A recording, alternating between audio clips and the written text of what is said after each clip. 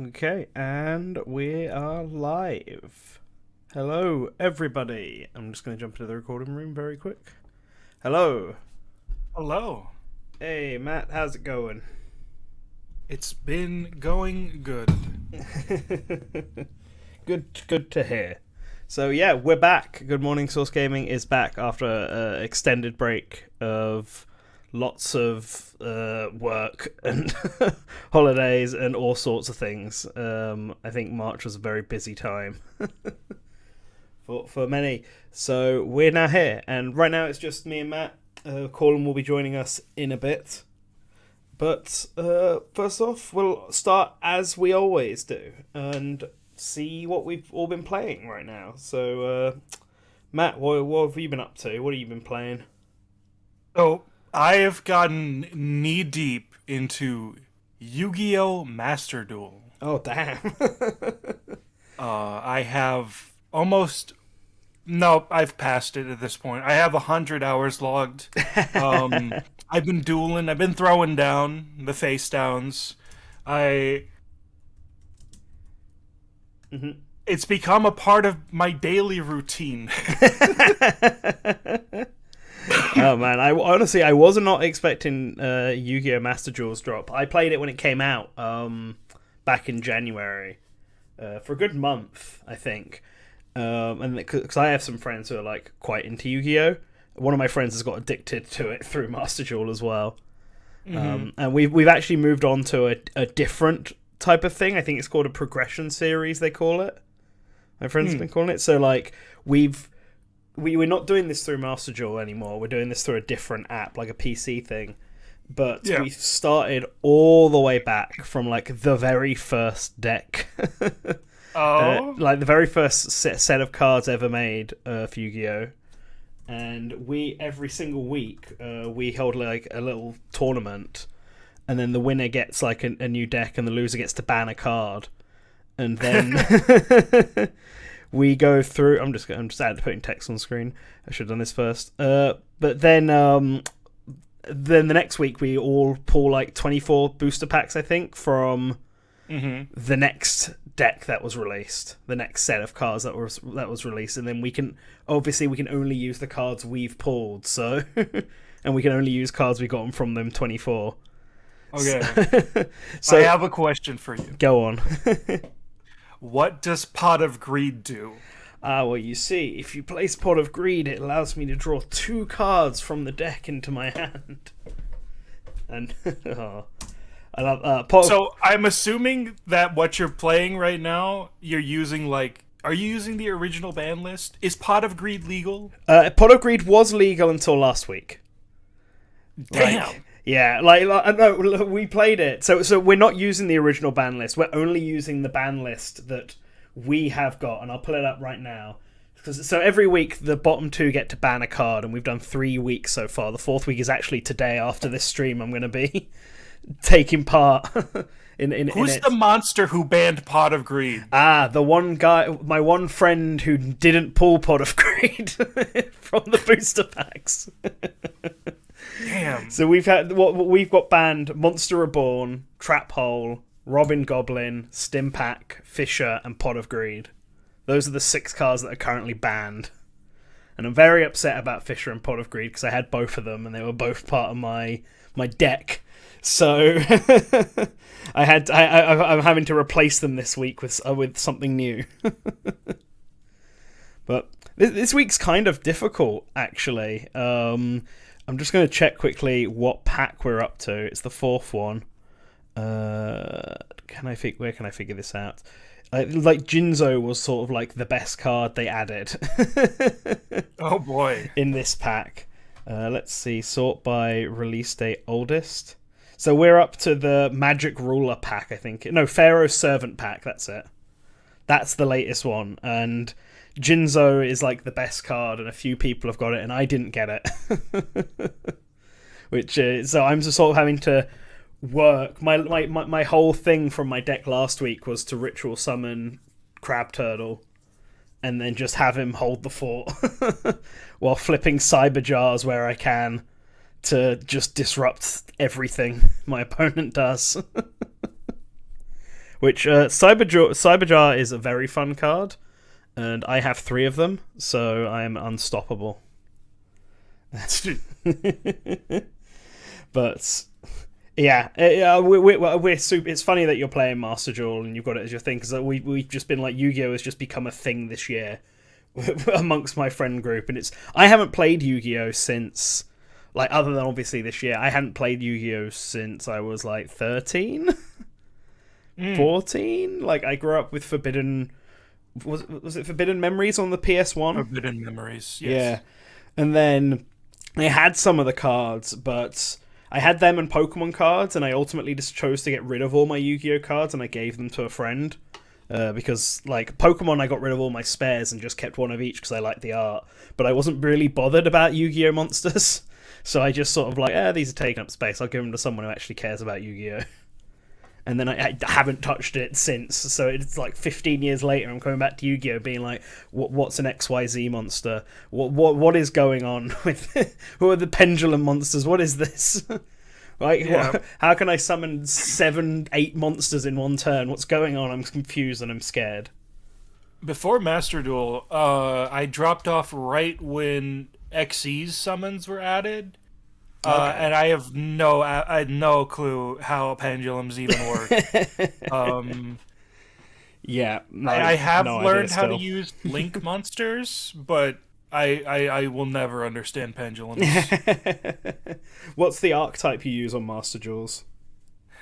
I play Dark Magician. Oh boy, the classic. The highlight of my Master Duel career has been taking part in a tournament where I played my Dark Magician deck in character as Yami Yugi. Go! I summon forth the Dark Magician! Oh boy. Did you believe in the heart of the cards? I did. I came in first. Oh, hell yeah. It works. Always works. Dark Magician supremacy. You just gotta believe in your deck and you'll always win. In Master Duels, my archetype was like pirate goblins. I can't remember what the official term is called for it, but the whole premise of the deck is to use the normal summon goblins to special summon the captain, so that you can special summon pirate ships and then equip the monsters to the pirate ships until you have like an armada. You have like a fleet of like 4,000 plus attack pirate ships, some that can stop trap cards and magic cards from being played and all sorts. It's great until somebody throws a giant rock at you and sinks everything in one turn. Oh boy. Nibiru. Yeah, that's old fun. Nibiru. I played like a match where my turn literally took like 15 minutes because I was doing so much. I just kept going and going and going. And then they threw Nibiru at me and I was like, well, I'm done here. Yeah. I didn't surrender, because if you surrender you don't get anything. At least if you lose you get something still. If you surrender you get nothing. But I had literally no chance of coming back from it, so I just waited out until I got the lost. So that was fun. And actually playing Yu-Gi-Oh properly, and not just when you're a kid and you come up with house rules that let you summon anything. Nobody cares. You mean the first season of the TV show? Yeah, basically. I actually looked this up when I was on holiday recently, just while I was waiting for some friends to get ready. How Yu-Gi-Oh actually became a card game is super fascinating. Before then, though, hi Dawson, he put a super chat. Good morning, Source Gaming. Happy to see you guys are back. Just wanted to say thanks. You guys are my favourite podcast. Can't usually watch it live, but I always catch up on it later. Have a great day. Oh, thank you, Dawson. Thank you very much. Yeah, it's greatly appreciated. I'm glad to know that people do watch this not live as well. But yeah, so the history of Yu-Gi-Oh is actually super interesting. It's not, obviously when the manga came out, I think everyone knows this, it wasn't about card games, it was just about any kind of games, and it was like a lot darker, and there was like a pop-up pirate arc and stuff, and then it eventually became a card game. Did you know the first Yu-Gi-Oh game was actually about the capsule monsters storyline that happens? Really? So there's like the dual monsters are introduced with Kaiba, and then there's like the capsule monsters storyline that follows after it. and then Duel Monsters comes back. But the Capsule Monsters one was the first game Konami made in the Yu-Gi-Oh franchise. It's for the Game Boy. And then Bandai Namco made it like Yu-Gi-Oh TCG, and it was garbage, apparently. Like, it was really bad. It's stuff like the booster packs, like, you know, each booster pack or each series had like a different design on the back of the card, so you could just tell what series cards were from and stuff like that. And apparently it was really bad, so after a year they got rid of it. And then the original anime started airing, and then Konami took a jab at making a video game based on the TCG. And so they made one for the Game Boy, and that's like the first sort of proper iteration where there are actual rules in place for Yu-Gi-Oh! Was like a Game Boy game. Yeah, that Game Boy game is like the best-selling third-party Game Boy game. Is it? Yes.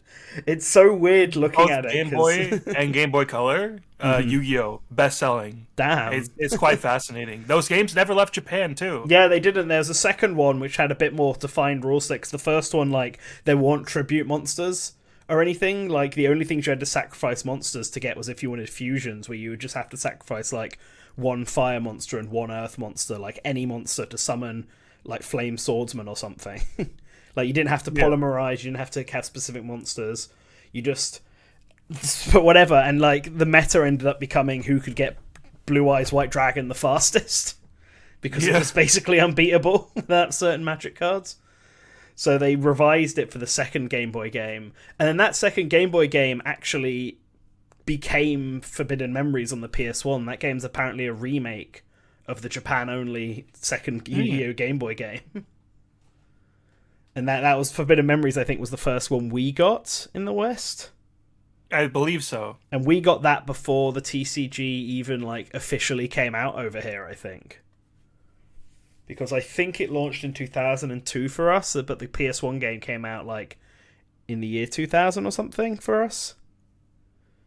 So I just find it really fascinating that it went from manga to video game to actual card game. Because when the card game got really popular, that's when Konami decided they'd take a crack at actually trying to make a proper TCG out of it that they could sell. But the original TCG is like super basic. Like the strongest monster in it is like 1,550 attack, and that's it. It's so simple, but I just thought it was like super interesting because I always knew about the manga origins, but I just kind of assumed that when they decided to make a TCG out of the Kyber arc and then everything else followed suit, but it's not as simple as that. And like, it wasn't until the TCG didn't happen until the manga was like halfway through the Pegasus arc or something, which is why so many like rules in the Pegasus arc just do not make sense. And there are no rules. Yeah. Other than like you can't attack directly. That's it. Yeah. So why Labyrinth War gets summoned and they have to navigate it rather than it just being some defense. Yeah. And there's all other kinds of nonsense within it. Yu-Gi-Oh, man, it's on the rise back to popularity. I just need like, I know there is a Pokemon TCG like online, but it's like not nearly as accessible, I don't think. You have to buy like actual booster packs and get codes from them. Like if they did something like Master Duels but for the Pokemon TCG, I'd be willing to like actually get back into it, because that Pokemon TCG is another one that people just like I never played properly growing up. Nobody wanted to have energy cards in their deck. Yeah. So everyone had house rules on how moves should actually work. I absolutely never understood the Pokemon trading card game. I had a grasp on Yu-Gi-Oh! Because I was really into the show. And I had watched the show like up to the duel where Merrick fights Joey. And that's like just like that was the extent of my memories from as a kid. I don't know if I watched further or not. I can't remember. But because I had watched up to that point, I got the rules for the actual trading card game, aside from like that weird rule where fusion monsters can't attack the turn they're summoned. Yeah. So for Pokemon, because I also watched Yu-Gi-Oh anime, which is why I probably understood it a bit more. With Pokemon, I think all my understanding of the rules came from the Game Boy game they released, because obviously that had to follow the rules, and I completed that, so I must have known how to play it. I just probably didn't like playing it in real life, because everyone just wants to have Pokemon cards, not energy cards that you have a handful of like 5 aqua card water symbol cards, and you're like, I just want a tentacle, man. I just want to put something on the field. I'd like to see more actual card games get video game adaptations, just so that they're easier to get into. I know it's probably like adverse to what they want people to do, which is buy cards. But for like defunct card games, like the Fire Emblem trading card game, Fire Emblem Cypher, they've stopped producing that now, which is a shame because I quite liked it. But it'd be really cool now that it's done if they like made a spin-off game for on the Switch that was just the card game rules, so that I could actually easily play it. Because ignoring the fact that it's in Japanese, I'd have to explain to people how it worked. And I'd need to go through and try and figure out how the best way to make a deck from all the cards I've got. Because I have some starter decks, so I can presumably play it. But actually knowing how to play it is not super straightforward. And yeah, it would just be really cool. I want to see more stuff like that. There is our trading card game tangent. Yeah. I'll let you know how I go after this stream when I have the next round of tournaments that we're doing and see. I won last week. Oh yeah. do keep me like informed, because this sounds really fun. It's been a lot of fun. Although I'm not confident enough in my deck this week because I didn't really pull anything particularly interesting.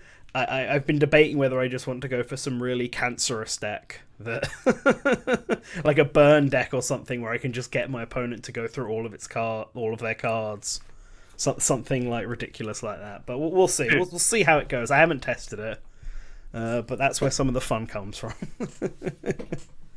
Yeah, Fire Emblem on motorcycles. That's just Tokyo Mirage Sessions. Dude, I watched the entirety of Yu-Gi-Oh! 5Ds. That shit is Kino.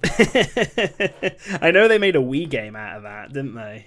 There's quite a few games for that one series. Nice. It sounds like the most bombastic series. So you've been playing Yu-Gi-Oh! What I have been playing recently is quite a few things actually. To fill that Advance Wars shaped hole in my heart, I finally started Wargroove. And that's pretty good. It's pretty much what I expected it would be, Advance Wars, but with medieval characters and stuff, and that's nice. But there's too much strategy can be a bit tiresome. So I also started Ori and the Blind Forest finally, and that game is beautiful. Like, it's a very pretty game. So thank you, Lisbon. Source gaming in real life. Oh man, could you imagine? Could you imagine? But yeah, I started Ori as well, and Ori's a very fun Metroidvania game. It has a really cool mechanic where you can, if you press the X button when you're near an enemy or a projectile or whatever, Ori will like ricochet themselves off of it to get height, and it's like so fun to use. It's such a clever idea for a Metroidvania where like you sort of want to emphasize exploring and trying to sequence break and stuff. And so there's just been a few sections in that game where I felt like really cool just by timing an enemy projectile and at the right time flinging myself off of something into it and then flinging myself off of it to reach a really high place that maybe I wasn't meant to reach at this point. I just watched you type in the title. Yeah. I'm gonna Ori in the Blink Forest. Let's go. I'm gonna try and keep what we're talking about at the top so that it's easier to make chapters, and also for people who watch this post live so that they can see what we're talking about at each section. Quality of life features. So Ori in the Blind Forest is pretty fun. I'd heard really good things about it. So actually, and it's been on my Switch for ages now. So actually sitting down and getting a chance to play it is good. I've enjoyed it. The other game, though, that I've been playing, the one I've been playing a bit more recently, is Chrono Cross. Oh, I've accidentally clicked off of it. Chrono Cross, that new Radical Dreamers edition that just came out. I don't know. What's your experience with the Chrono series? I don't have any. Okay. Fair enough.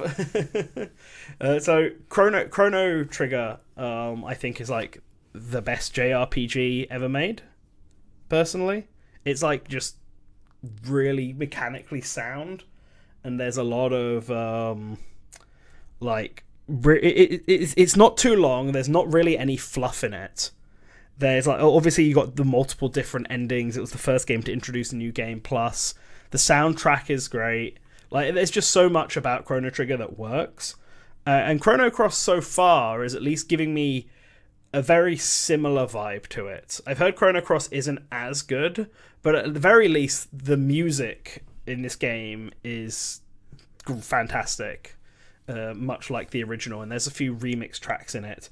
I don't think it's as like it takes a bit longer to get into. It also doesn't have the Toriyama art style Chrono Cross, but I've enjoyed it so far. But what I want to talk about more so, I guess, is Radical Dreamers, because that game I've always been super interested in. It was a Satellaview game that's set in between Chrono Trigger and Chrono Cross, but not quite, because it's also like an alternate reality sort of thing. the Square did a Square thing and decided that the lore behind the Chrono series would be ridiculously confusing, so that they could do whatever they wanted. And it's like this multiverse storyline. So both Chrono Cross and Radical Dreamers are like sequels to Chrono Trigger, but they're not sequels to each other, but they're kind of the same story, but they're kind of not the same story.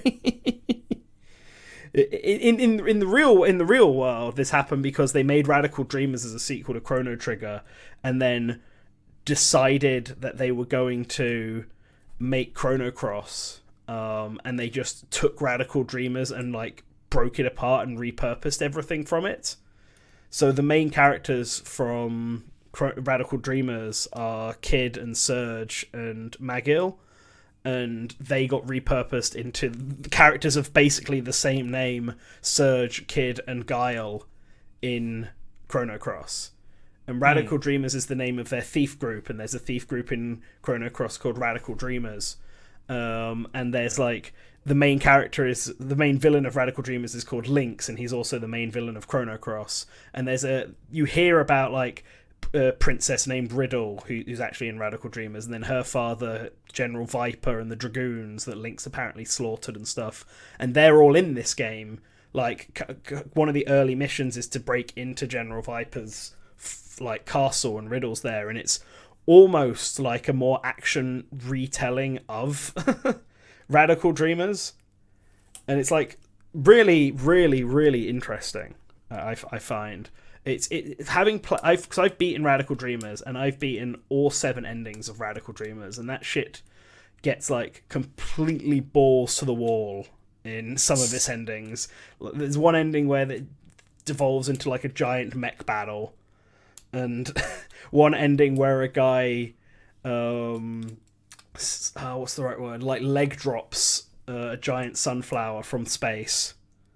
Like, I mean, not the sunflower is from space. I mean, he flies up to space, spins around, and then does a drop kick from space onto the giant sunflower. All right, then. Like, that game, its alternate pathways are completely balls to the wall, and I love it. That reminds me a little bit of the endings, quote-unquote endings that you can choose from in the 25th Ward. The new version. One of them is like explode like a motherfucker. Go attend a Twin Peaks The Return like fan meetup. Like, it's just like nonsense. The best ending in Radical Dreamers is ending 4 because of how like ludicrously meta everything gets. Like I put some screens on Twitter, but there's just a part of it where the guy just, because the whole thing's narrated from Surge's point of view, and there's just a part of it where he's just like, in front of us stood the frozen flame, on top of a pedestal that looked like it would be really hard to make a 3D model of it. The frozen flame itself span around looking like a 3D model that would be really easy to animate by the couple of frames. as the 3D model of the frozen flame spins in its three frame animation on the spot. And just like complete nonsense where they're like, it's a fridge, you can't say that, fridges haven't been invented yet. Just that whole ending was like, it was the last ending I got, and it was absolutely the best ending to go out on. It was a goddamn treat.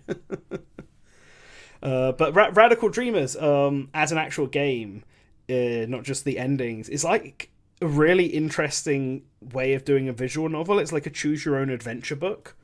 Like, it's presented like a visual novel where there's a bunch of text on screen and everything, but there are still random encounters. Surge can still die from losing too much health, and you can still choose where you go, and that obviously leads to what endings you do, and you can make decisions. Like, there's a part where you have to tell a goblin a story, there's a part where you need to, like, decide whether or not you want to rescue this mouse from its from a mouse trap.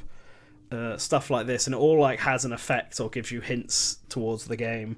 But the combat, the random encounter combat, is it'll describe what the monster's going to do, and then you have the option of like trying to dodge out of the way, or trying to go into the attack, or trying to do something else, like call a friend to help. And then which one you pick will dictate, like, you know, whether or not Surge gets hit, whether you manage to successfully dodge the attack, whether you manage to do damage. And meanwhile, Kid and Magil are just fighting in the background, and you occasionally get like descriptions of how their fight is going. And it's like it's just a very, very interesting visual novel, and not one I've seen done in any other video game before. So I had a lot of fun with it, and playing that first and then playing Chrono Cross makes Chrono Cross feel very special. Like, I found the characters that are like Guile, who apparently was originally going to be Magus from Chrono Trigger. And then they decided, who was like, Magus is like one of the main villains in Chrono Trigger. And then they decided it'd be too distracting for players if they brought a character from Chrono Trigger back. So they just changed him into like his own original character that they then later confirmed is just Magus from a different dimension. Like, it's great. It's great. I'm having a great time with it. It's been a while since I played like a PS1 era JRPG. So it has all of the feeling and vibes of one of those as well. But yeah, Chrono Cross. Chrono Cross is a lot of fun. Now, I see that Colin is here now. Hello. Hello. How's it going? Pretty good. I've actually been here. I just didn't want to... Yeah, no. Didn't want to put presents known. No, it's all right. Well, both Matt and I have gone over what we've been playing, so now it's your turn. Also, if I remember correctly, like the context for Radical Dreamers and like why the way it is because Chrono Trigger took so fucking long to make, took forever to make, and then Square or Enix, whoever, I don't remember, but they were basically like, "Yo, that's crazy. Can you guys get a game out like again, but this time within a year?"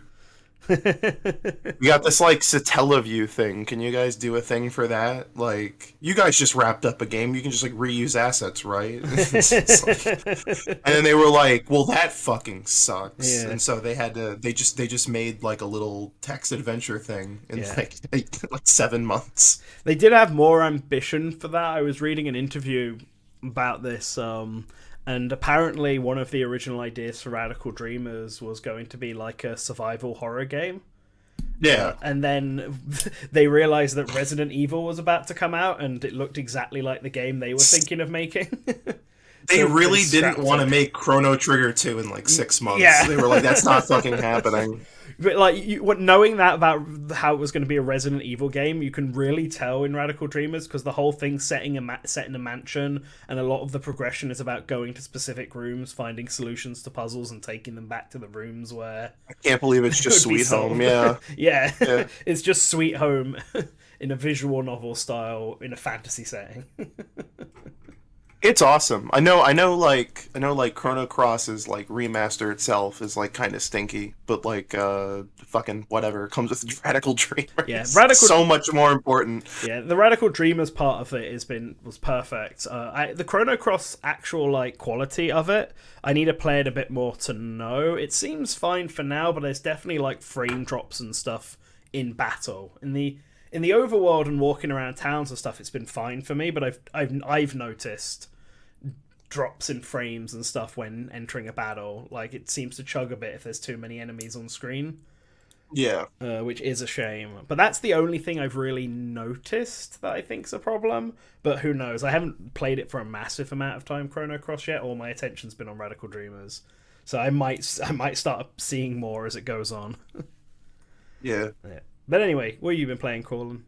In terms of things I've been playing this week, there will be a review up for this sooner than later. But I Rebellion once again has given me a review code for one of their games, and so this past couple of weeks, I've been playing the Switch version of Zombie Army 4: Dead War. It's really weird playing like another like impossible Switch port, especially on the now that a certain device is out. And we'll talk about that device because I happen to have one now too. But I don't know. Rebellion's a really fucking cool developer. They managed to pull off getting their games that each one is slightly better than the last one, and each port is like really good.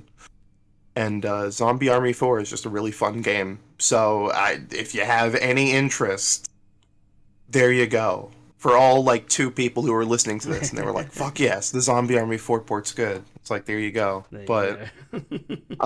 No, that's cool. But then last week I woke up and I had gotten a bit of money, and then later in the day I got my Steam Deck is available email.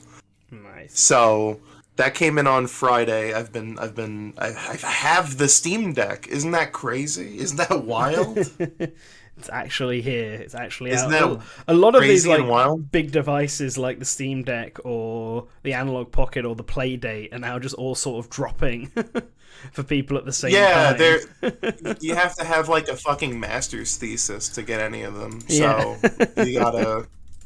So I have the Steam Deck, but that means I had to sacrifice having any of those other 2. Like we're not getting an Analog Pocket or a Playdate anytime soon. It's just yeah. I bought. Me and my friends have all pitched together to buy a Playdate because we're kind of interested in seeing if we can make a game for it. But so I got the order in, but we're not getting it till next year. Apparently, 2023 is when that comes in for us. So yeah, that sounds about right. Yeah, got plenty of time to think up what sort of game we want to make. I guess. If only they didn't make like 3 systems a week. Like like maybe they could meet demand. So I don't have to wait till fucking March 2027. Did you play The Quiet Man on the Steam Deck? No, but I have been playing Fallout 76, which works really well. No, that's my thing. Don't worry about it. Yeah. So yeah, the Steam Deck. The Steam Deck's so weird because it's like, yeah, this is what I expected. I think so many people spent so much time not knowing what the hell it is that when you finally have it and it's exactly what you thought it was, you're just like, oh, okay. No, that's fucking weird. It's just a portable Steam. Yeah, it's just a fucking computer. Who knew? Like, absolute shocker. It's just a laptop in a little like handheld form factor. Crazy. Like they did it. they did the thing they said they were gonna do. But it is really cool. It's for anyone who is a Switch gamer and wants to know what it's like playing this versus the Switch. The answer is it's bigger, it's heavier, and it has worse battery life. That's basically, this thing's actually kind of a terrible Switch. There's like those people on Twitter who are like, I'm gonna I don't need a Switch Pro. I'm just gonna like emulate Splatoon 3 on this thing. And it's like, that's a horrible idea. This thing's worse than the Switch in like every way. Like, it's more powerful, sure. Like, absolutely. Like, that goes without saying. But like, the Switch is like this cool, sleek tablet. It's got if you have the OLED model now, it straight up has a better screen. Yeah. And it's got some the Joy-Cons are still cool. And I don't know, like, all this shit I like the Switch for. Like, the Steam Deck doesn't really do. Like, I can't really dock it. I can't do any of the cool, crazy, like, controller shit. Nothing about it's really seamless. But, like, I'm not complaining. Because I love that shit. I was a Steam Link and Steam Controller early adopter. If anything, it feels like doing that has paid off. Because everything about the Steam Deck feels really familiar if you owned a Steam Link at any point and have tried, like, playing PCSX2, like, through a Steam Link, and you've had to, like, finagle and troubleshoot, like, how different windows pop up.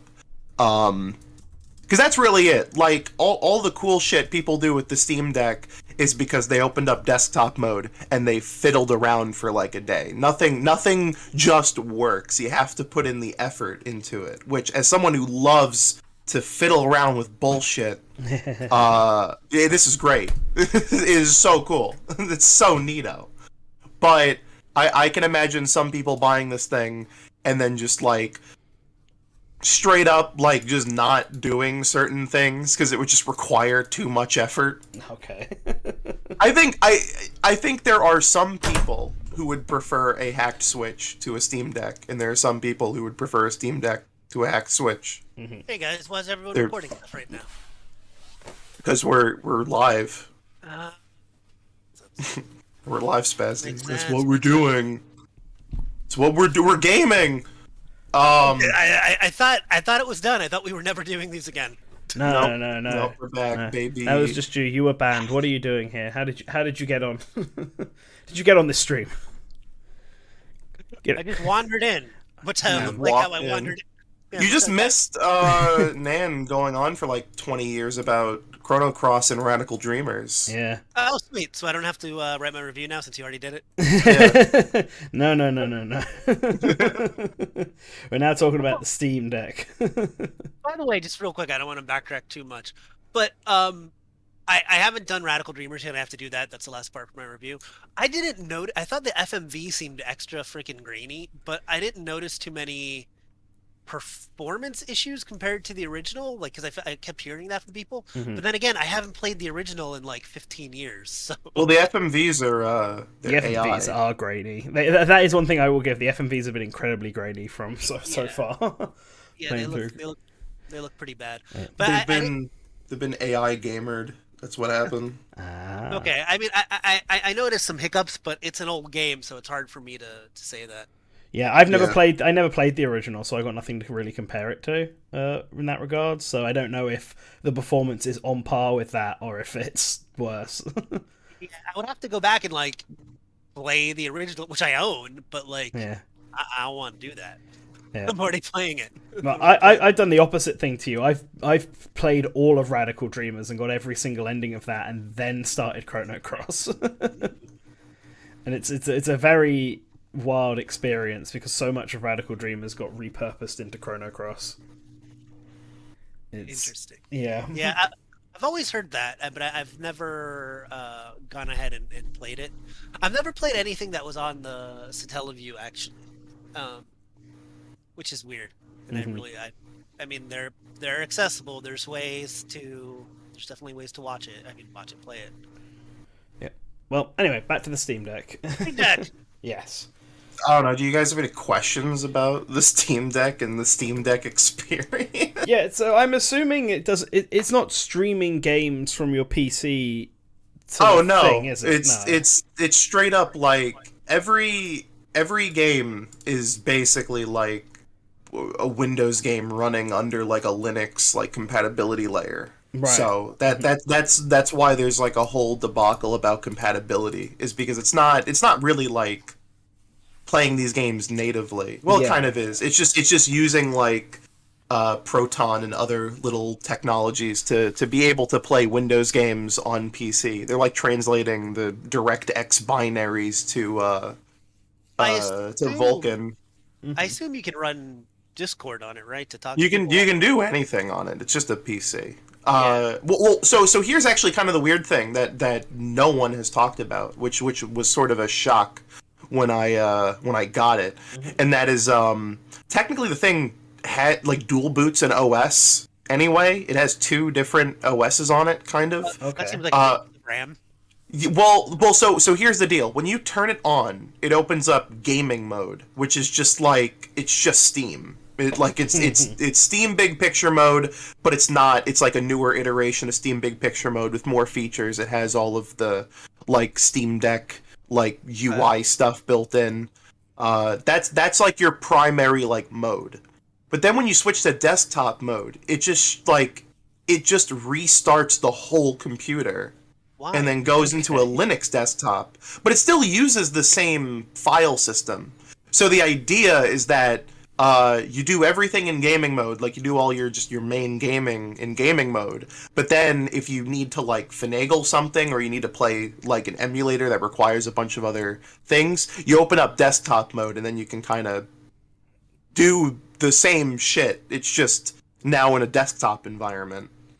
Okay, that's interesting. I didn't know that. I just assumed it would be if something's on Steam, like you put it on your Steam on your PC, then you can get it on Steam on the Steam Deck. Yeah, this is for that's it. This is for everything that's not a Steam game. This is like for your other launcher stuff. This is for emulators. This is like that's how you do everything else. Okay, and interesting. Yeah. Like, It's one of those things where you're like, yeah, I guess like how the hell else would this work? But you're also like I can see some people thinking that they've been maybe a little, I don't know. It's a tinkerer's dream, obviously. Like that is the get-go. They designed this thing around playing Steam games, so it makes sense that non-Steam stuff would be like things you have to kind of finagle.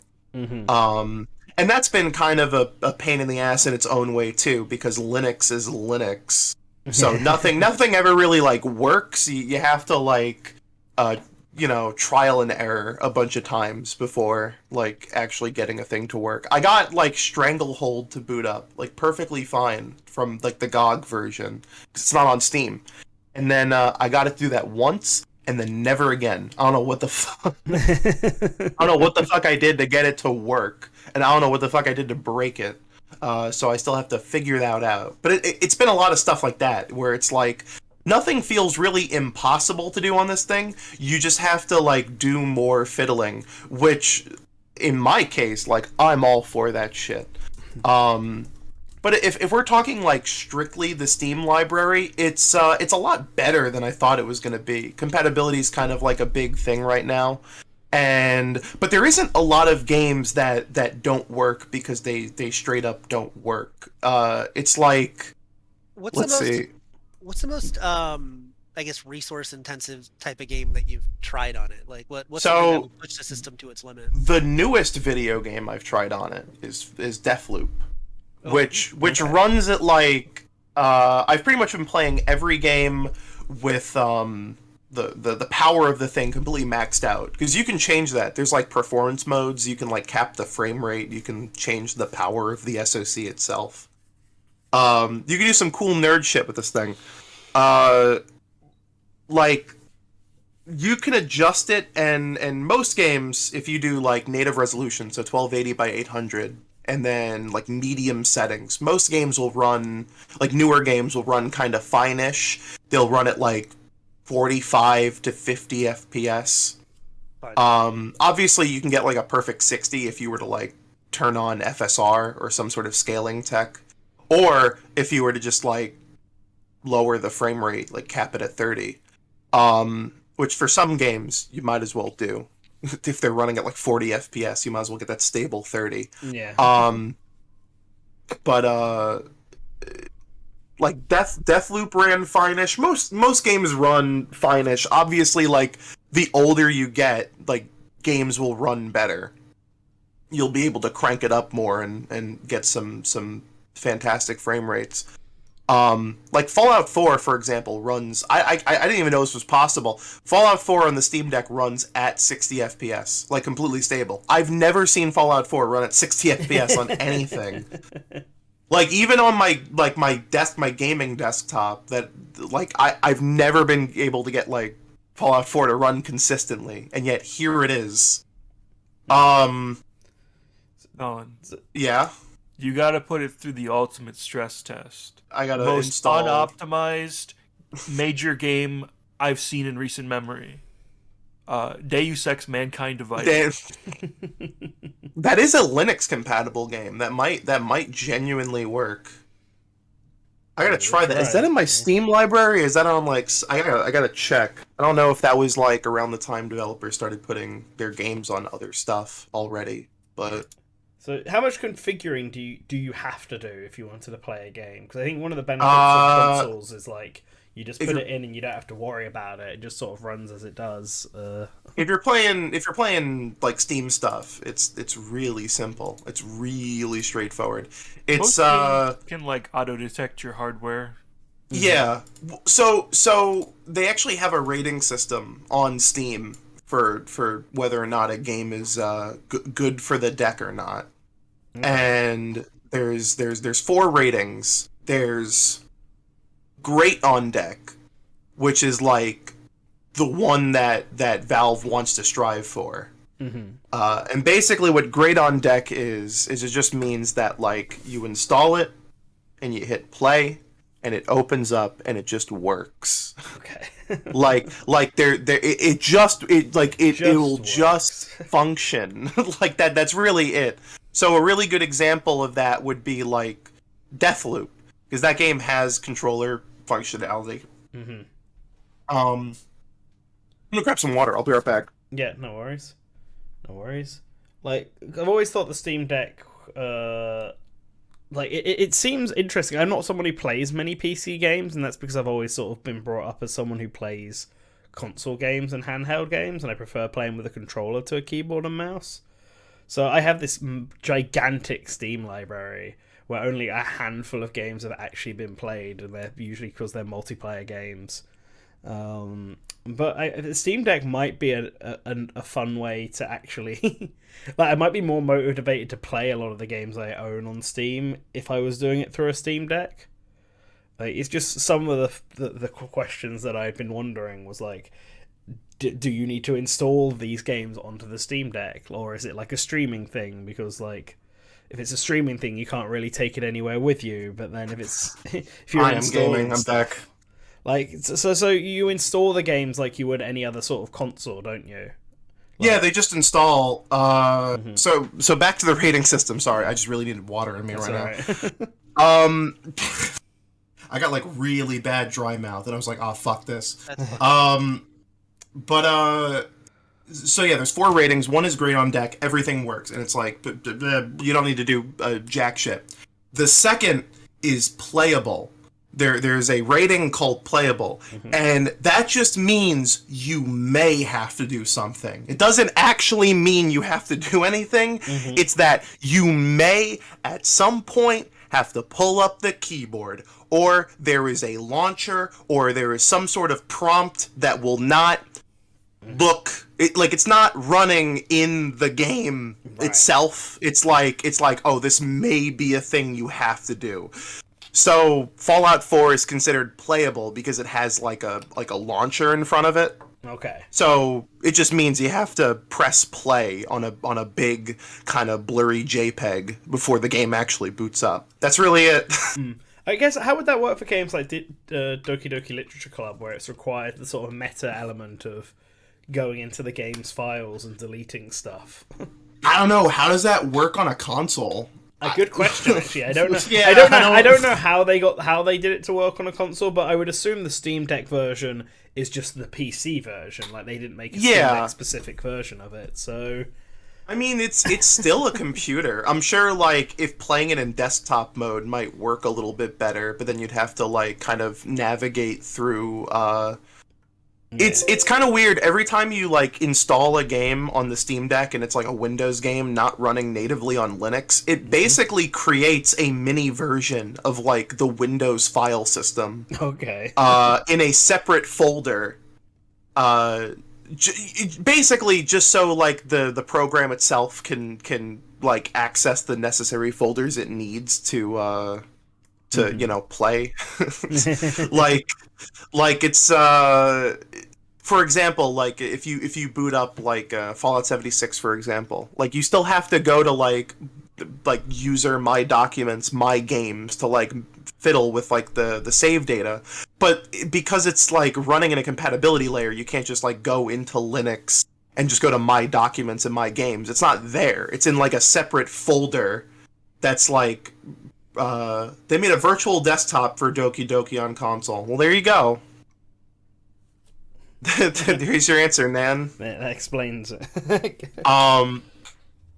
But yeah, the third rating is not supported, and that's more of a suggestion that like not supported doesn't actually stop you from like installing the game or anything. You can still do it. You can still install and play any game you want. Right. It's just like not supported is more like maybe not this one.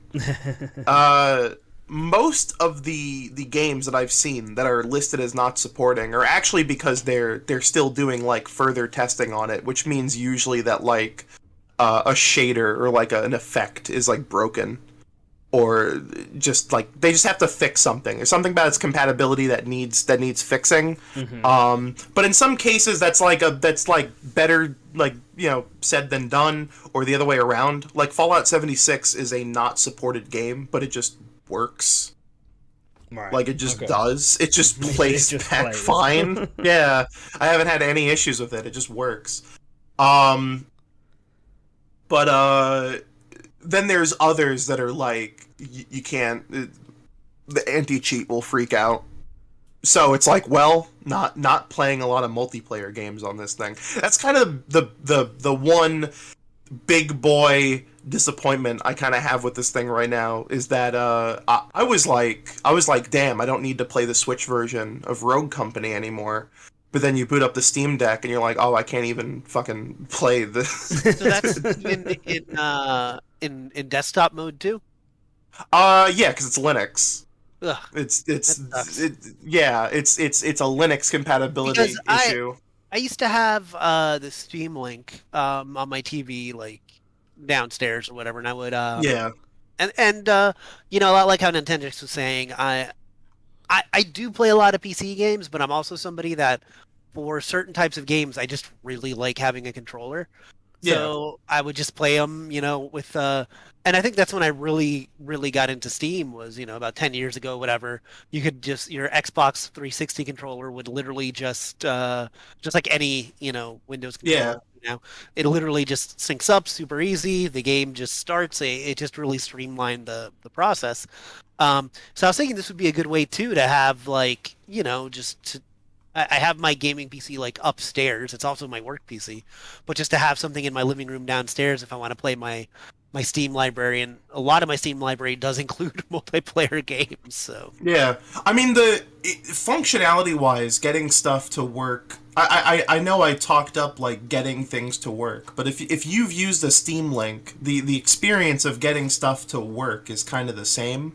Where I think the legitimate idea is that they wanted people to like plug this thing up to a monitor with a keyboard and mouse for desktop mode, so they can you know, fiddle about with all the settings and everything they need in like emulators and non-Steam games with great ease. And then in gaming mode, you have to like troubleshoot between the two modes. So instead of walking between different rooms of your house, like with the Steam Link, if something broke, you had to basically walk back to your computer and like, you know, no, like Alt-Tab, it's this window you want, not this one.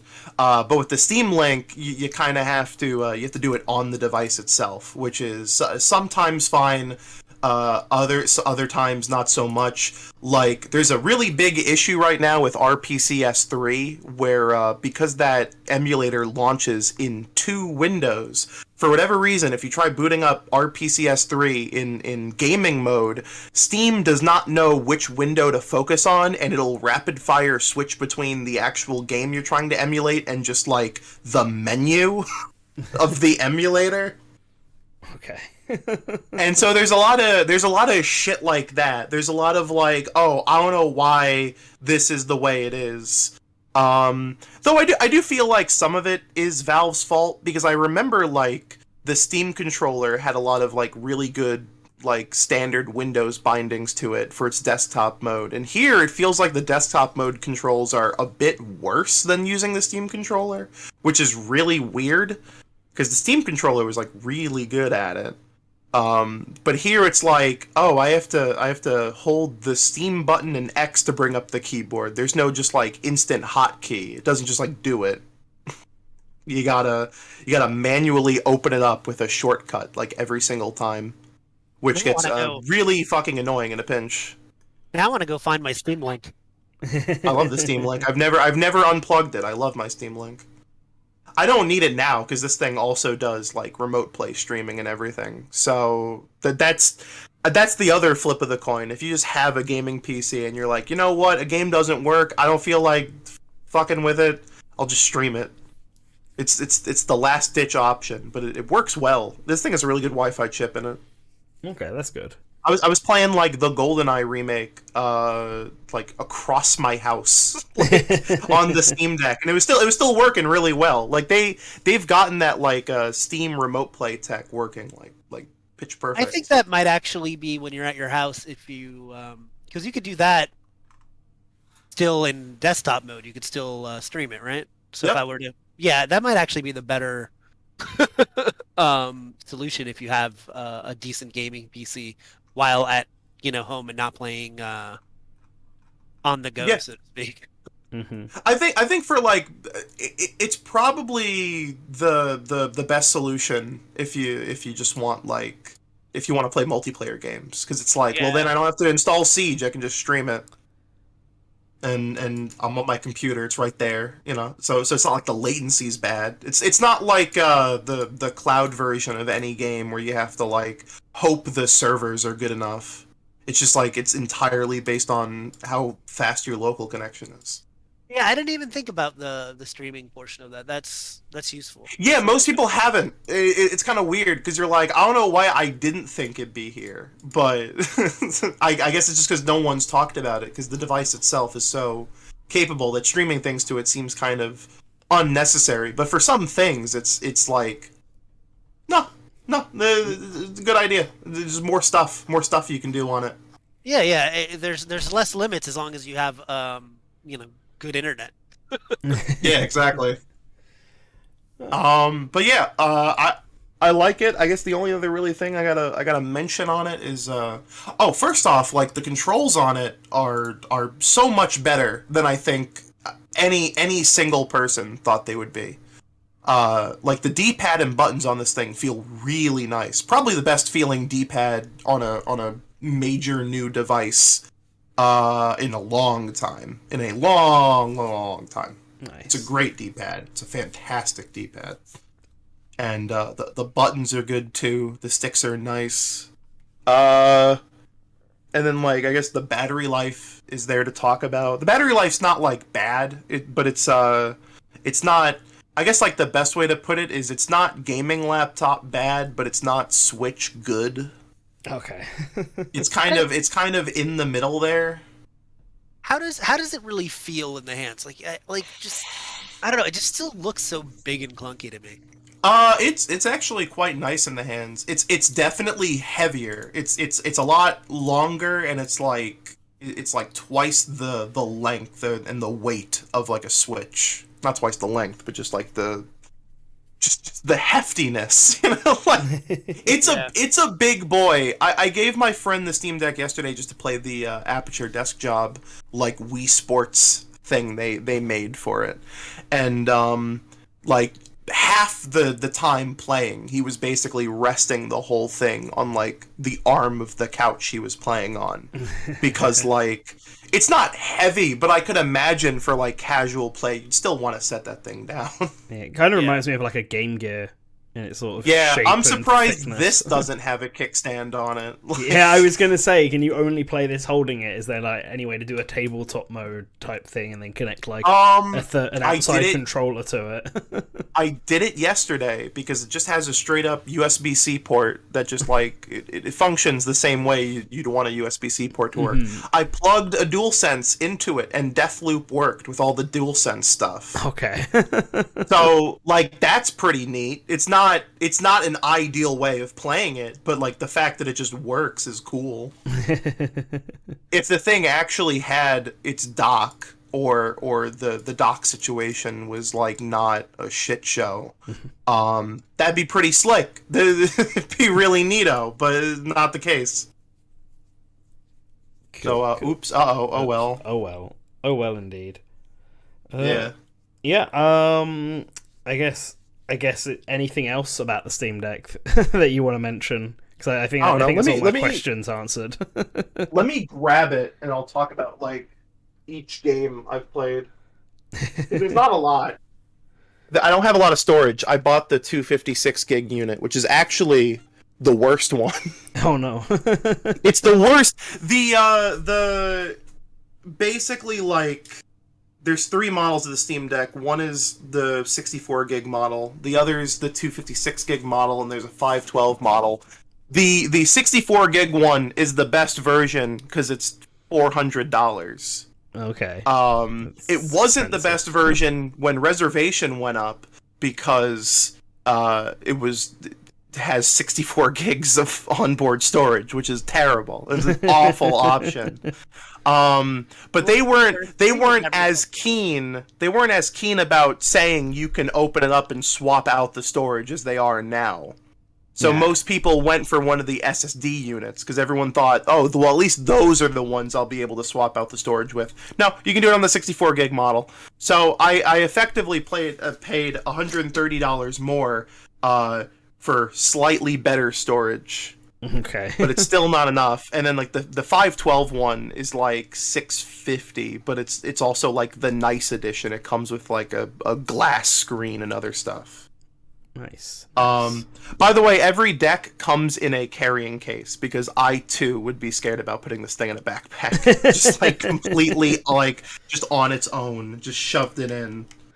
Oh, well, that's good. Then. Let's see, what games do I have on here? I have Alan Wake, that just works. Aperture Desk Job is fun. Check that out.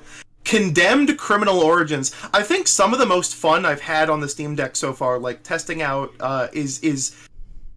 they are games where they don't actually have an official controller configuration because they don't work with a controller, but the community has made their own custom Steam Deck bindings, and then Valve uses those as like the official control scheme. So for games like Condemned Criminal Origins or fucking like Far Cry 2 or Prey 2006, which by the way, like Prey 2006, that's a game that's listed as like game on like great on deck, but it doesn't actually have like an official like controller setup. It just uses it just uses like this like weird keyboard and mouse setup mapped to the controls, but it works really well. I guess you could say it's great on deck. Yeah, it is. It's fucking awesome. It's crazy. I haven't really had many games like not work on me. Let's see, what games have I tried that haven't worked? I tried there's like a new boomer shooter called Hrot that just has like a bunch of like visual glitches. Okay. There's like some like weird obscure stuff in my Steam library, like the ship that just like it just doesn't like boot up at all. Okay. Everything else, by the way, outside of like that rating system I talked about, is like unverified, and that doesn't mean anything. It just doesn't mean that it hasn't been tested yet. Mm-hmm. Like all the Resident Evil games are unverified. Yeah, Steam can't officially say whether or not it's again, doesn't mean anything. I actually installed the RE8 demo and it runs like perfectly, but Nice. you know, like Yeah. There's just like no one at Capcom decided to try it themselves. Mm-hmm. But yeah, I like it. It's pretty epic. Nice. It's pretty cool. I can finally play Sonic and All Stars Racing Transformed on a handheld and it not be bad. Nice. And you can also play as the Heavy. Yeah. So there you go. You know what's really funny? Sonic All Stars Racing is like listed as great on deck. Mm-hmm. Team Sonic Racing, who fucking knows? They didn't even bother for Team Sonic Racing. They were just fucking who cares? No one's playing that game. Yeah, if you're on PC, you're playing Transformed. That's just it. Like, why would they make a new one? Why did they make a new one? God, why did they make a worse? How did they make a worse one? Yeah, for whatever reason, Steam Deck compatibility for Team Sonic Racing is unsupported. But it's one of those like we're still working on it, which means it probably works. It's just like yeah, they can't say for sure. Not at the moment. Yeah. Yeah, fair. Right. Well, Spazzy, I guess you joined late. Have you been playing anything recently? Yeah, Chrono Cross. Or other than Chrono Cross, I guess. Working my way through Horizon Zero Dawn, real slowly, but I've been going through it. It's been fun. Okay, like the Zero Dawn's the first one, right? The first one, yeah, because I don't have a PS5, and I know you can get it on PS4. Damn, what's the name of the second one? I don't even remember anymore. Forbidden West, I think. Forbidden West. Yep. You know, the problem is Elden Ring came out and everybody... Yeah. Everyone dunked on it. Yep. I wonder when the third Horizon game comes out, what Game of the Year candidate's going to come out like 2 weeks later that's going to completely... What will be the next open world game that will just I think it's going to be Fortnite 2. Watch, it'll be GTA 6. Just watch. Hell yeah. GTA 6 will come out right before Horizon 3. That'd be funny if they pulled like a Valve and they were like, "Oh, we actually made Horizon 3 in a year. Haha, like jokes on you." And then like it's the same week as Breath of the Wild 2 anyway. Oh, yeah, that would be funny. I've been meaning to start but it's so much. To play through Xenoblade Chronicles Definitive Edition, which I bought but never played. But I played through it on Wii before, so I mean I played the game. And then Xenoblade Chronicles 2 and Torna before Xenoblade Chronicles 3 comes out, but now with the new release date, that's going to be like a real commitment. Yeah. And that's a good segue to talk about that new release date, because yeah, Nintendo decided, I guess, that they didn't want to do a Nintendo Direct. They're just going to start dropping everything on Twitter one day after another. And just give us all these new release dates. And Xenoblade Chronicles 3 was obviously the first one that drops of the two. And it's now been pulled forward to July from its original September release thing, which was like completely not expected at all in any way. Like, I guess this just sort of... I can only assume that this means that this actually is just, like, done, right? Yeah. Like, and it's been done for a bit, so that they feel confident enough that they can just pull it forward. But I mean, wasn't there a rumor that, like, it was like... When Xenoblade 3, there was, like, a big leak last year. I don't even know if I want to call it a leak, but it was a rumor. Mm-hmm. But it was, like, one of those, like... Here's a wall of text explain it, because it was like from what was it? Didn't like Imran report on it? Yeah, I think he did. Yeah, I think he was the first one who reported on it. Yeah. Yeah, like didn't he say in that it was already almost done too? I don't remember, but I guess he might have. Yeah.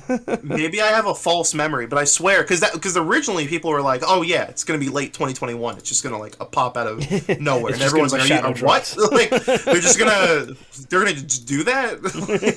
Like, I don't know. I never doubted like that game was close to done anyway. Mm-hmm. I think just Nintendo was doing their They're we'll announce it in a month. That's cool. We'll save it for later. Yeah, A rainy day kind of thing. They also just announced that Splatoon 3 would be in September, and I kind of get the feeling that Splatoon 3 might have been eyed towards earlier. Yeah. And they just kind of mixed it and shuffled it and swapped it with Xenoblade because Xenoblade was ready. Yeah, I think that's it. I think Splatoon was intended to come out first, and then that needed a few more months in the oven. And they're like, Xenoblade is done, so I'm just gonna we'll just pull that forward and let that go there. According to Rivers, who I trust, Imran said that it was almost done near the beginning of 2021, but the issue is just optimization stuff. That makes sense. That game kind of looks nuts. Like the game, like the other two Xenoblade games look fine, but they're just like unoptimized to shit. But here it genuinely looks like they're actually like squeezing a bit of cool shit out of the Switch's power. Yeah, one of the big problems Xenoblade Chronicles 2 had was that if you played it like in handheld mode, it looked like garbage. Oh yeah, it looked awful. Which I can't remember. I don't think I ever tried Xenoblade Chronicles Definitive Edition in handheld, so I can't actually Edition say. runs at the same resolution. So same as Xenoblade Chronicles 2, you mean, or the same as if it would be on TV? Okay. It's still pretty bad. So I would assume that Xenoblade Chronicles 3 runs the same, but maybe like a year worth of optimization means that they might have managed to get around that and make it look better. It's possible that their coding staff has not been completely followed up by the Breath of the Wild team. Yeah. I think this game's going to need it as well, because the amount of stuff that looks like it's happening on screen in that new trailer is ridiculous. Like they just like, we could hardly run Xenoblade Chronicles 2 on handheld, but what if we added 4 more characters and more UI stuff and what if we just had a bunch of shit? Yeah. What if the player could see less of what was happening? Would that work? It looked absolutely chaotic, but in like the fun sort of way, where once you actually know what everything's doing, it's like going to be an absolute joy to play. It's kind of like I don't know. Do you guys know what A Desolate Hope is? The video game. Yeah, I'd say I do. Yeah, it's like it was a game made by the Five Nights at Freddy's guy before FNAF. It's like a 2D, as in like side-on view RPG, turn-based RPG, with like weird robots and stuff. But the UI for that game is like absolutely abysmal. Like you watch like a boss battle, and there is so much shit happening on screen at any one given moment. There are like menus you usually got to go through, but the menu changes location based on what enemy you're fighting and what party member you're using, and these menus have drop down menus, and there are mini games going off on the top left of the screen that you have to play while doing your menus, and there are also little other animations happening at the bottom which all indicate shit, and animations happening in the top that all indicate shit. It's an absolute clusterfuck. But when you know what everything does, it's actually a very fun game to play. It's one of those games that looks really, really complicated, and it actually is, but you can wrap your head around it pretty quickly, and then it just feels like a joy to play. I feel like this game has the same thing, because that's sort of what the Xenoblade Chronicles series was been building up to. I still remember in X not even knowing that tension points and the tension gorge and all of that was a thing until after I'd beaten the game, and how fun it was to actually use the mechanic that the game just never explained to me. And I'm seeing more of that this time. Although it looks like the Ouroboros mechanic of fusing your party members and turning them into Evas is like plot critical, so they'll probably have to explain that one. Yeah. But I think the game looks really good. There's like a lot of just little neat things. I like that you can class change in this game.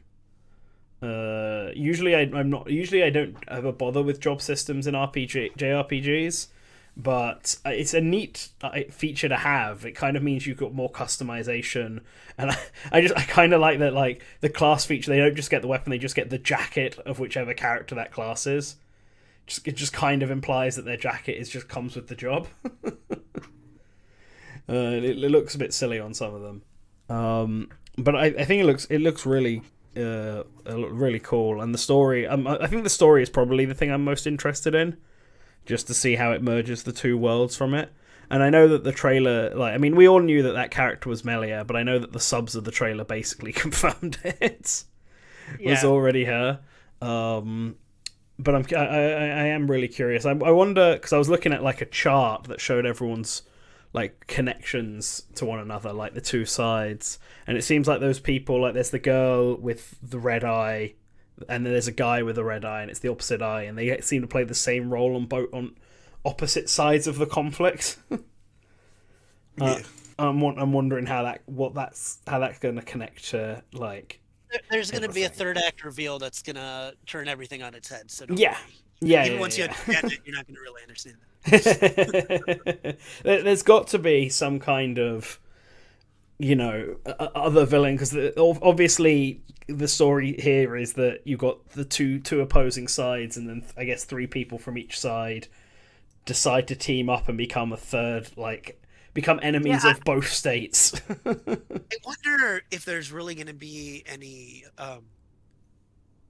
explanation on what the inciting incident that kind of combined things were, because I assume there must be. That has to be, right? It has to have something to do with the Fog King, I would assume. Yeah. Huh. But it's... I like that you use all 6 party members. I know that I do find it really, really strange how there is 6 party. You can have 7 party members at once, but only 6 of them are permanent, and then the 7th one just changes per area you go to. That's really weird, right? I hope there aren't too many characters, because I feel like we were just playing Chrono Cross. That's a problem. Yeah, that's something I'm that's something I'm actually sort of intimidated by with Chrono Cross, because I've only got 3 party members right now, but I've heard that game has a lot of party members, and you can only take 3 into battle with you at any time. It does, but I feel like when you have so many characters, and Xenoblade Chronicle X, there's another one where the majority of the characters don't really get their fair share of anything, of character development, of use in the party, of anything. So when you have, I think it's better. That's part of the reason I like Xenoblade 1 so much, from a story perspective, is because you have a smaller party, and every character gets its focus. That's nice. It's funny because there is obviously a lot of fat in that game, because it's a giant game with way too many side quests, but when it comes to your party, there isn't. It's very streamlined. I like that. The combat looks good though, from what I've seen. And I like the general look of the game. I think it might be the best looking just from an art design perspective, in my opinion. I think it looks real nice. I'm wondering if it's going to be an issue for people that haven't played the previous games. Because so far, you could play X or Xenoblade or Xenoblade 2, or even Torna, really, without playing any of the other games. Yeah. You could just kind of start it. But this one looks like it just builds up on 1 and 2 so much that I don't know. Yeah, it's going to be hard to sort of, I guess, judge that. It depends on how many references there are to the other games. Because you could just frame it as two opposing sides in a conflict. It depends on how much they, I guess, rely on references to stuff like the Bionis or to the Blades or to anything that happened in the previous games. Because Xenoblade Chronicles 2 obviously follows on from Xenoblade Chronicles 1, sort of, but those references don't really come into it until the very, very, very final chapter of the game. So up until that point, they're basically separate entities. So I guess it depends on how they handle it here when they're being a bit more overt about how these games are connected. I also hope they kind of explain the weird inconsistencies with stuff. The characters are apparently all around 17 years old or whatever, but that doesn't make any sense for the Mechons or High Entia when Melia is 86. It looks younger than that, and the Mechons are even older than that when they're babies. So I'm hoping that's something that gets explained. Yeah. I don't know. Like, this is the first one, and I wonder how it'll sell because of that. Because yeah, you have Xenoblade fans, but it's not, it's not Final Fantasy. It's not like you can just jump into this one. Yeah.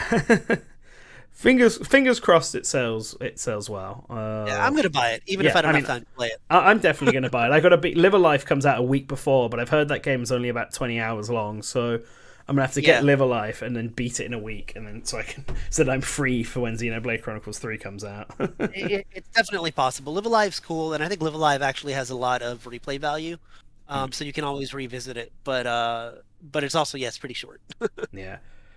Like, I heard about this everyone is under 10 years old thing according to GameStop, but I think that's people misunderstanding what was in the press release. Like, I think it's like a reverse of that. I've seen some people interpret it as they've only got 10 years left, or there's been 10 years since something, because the official website confirms them all to be around 17, 18. Like, we've already been given their ages, so that those two facts just conflict with each other. But I have seen that. Nah, dude, they're all kids now. They're all playing Fortnite. Oh shit! This is all just Could big you imagine- one Fortnite game. Could you imagine, like, you're playing Xenoblade and one of the characters turns around and they're like, "This is boring. I want to go home and play Fortnite." This is all just a prequel to Fortnite. This is the big cataclysm that all sides will have to fight is just And the Fortnite apocalypse is from just Fortnite. a prequel to the Rise of Skywalker. So True. This is how they all get connected. And Rise of Skywalker is just a prequel to Kingdom Hearts. that's true. So It's a bigger world, It's all coming through. which really leads us to our next point, which is Smash 6 confirmed. But Oh no. Dear God. Smash 6 already out anyway. And then they announced Seven. Splatoon 3. Yeah, Splatoon 3. There we go. This is the next They point. gave that a different release date. They swapped the release They schedules. swapped them over. So I'm glad they gave us something for Splatoon 3. I saw like Splatoon fans getting very antsy when Xenoblade Chronicles was announced.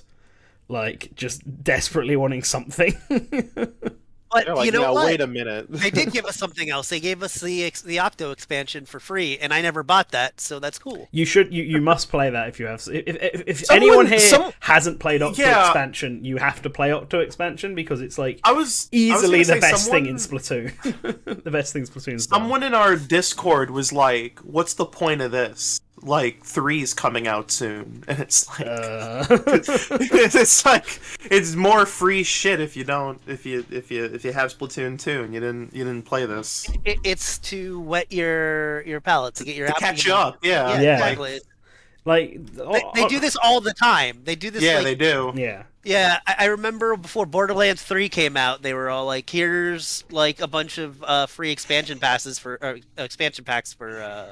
Borderlands 2." Mm-hmm. Yay! Yeah, and like Octo expansion is like a story mode thing. It's not like a multiplayer thing. All it does multiplayer wise is let you play as the Octolings in multiplayer.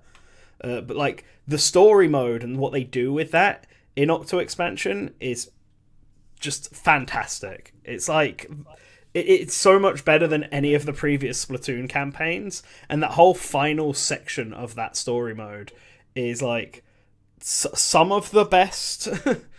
I don't know what to really compare it to. I don't want to say it's some of the best story stuff in any game I've ever played, but it's like really up there. It was just like everything from its atmosphere to the actual gameplay and the level design in particular is like really, really good. So I recommend it. I recommend everyone play Octo expansion.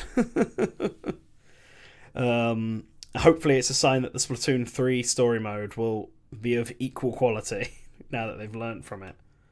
And yeah, but then they finally they showed off a whole Splatoon 3 match, and it looks like Splatoon. Yeah, I know. I thought that trailer was a bit... I don't want to be that guy, but like I get why Splatoon 2 is so like similar to the first one in terms of like how it plays and all that, because they didn't have a lot of time to work on Splatoon 2. They had like, it was supposed to be a port of Splatoon 1, and they were like, let's just add on to that. Mm-hmm. So like that's fine. Splatoon 2 is great. It's just Splatoon 1, but cooler. Splatoon 3, I don't know what the fuck. Like, I don't know why they didn't try to go for not like a completely different like gameplay style or anything, but I don't know. I was just, I guess, expecting more from I mean, there's new abilities. Yeah, That's something, I guess. I think spawning outside of the map and having to drop in boys is a much needed improvement, because spawn camping is a massive issue in Splatoon 1 and 2. So I was quite happy to see that. But you're right. I think a lot of the unless I guess you're like a die-hard Splatoon fan, where you could look at that and see like a million brand new things.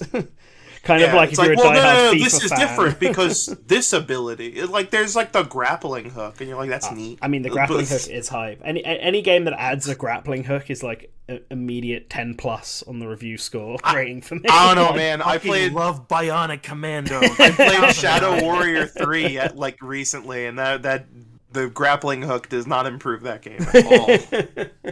I don't know. Maybe that game is just really, really bad without the grappling hook. I think that game actually might be worse because of the grappling hook. No. It's just like, it's such a bad mechanic in that game.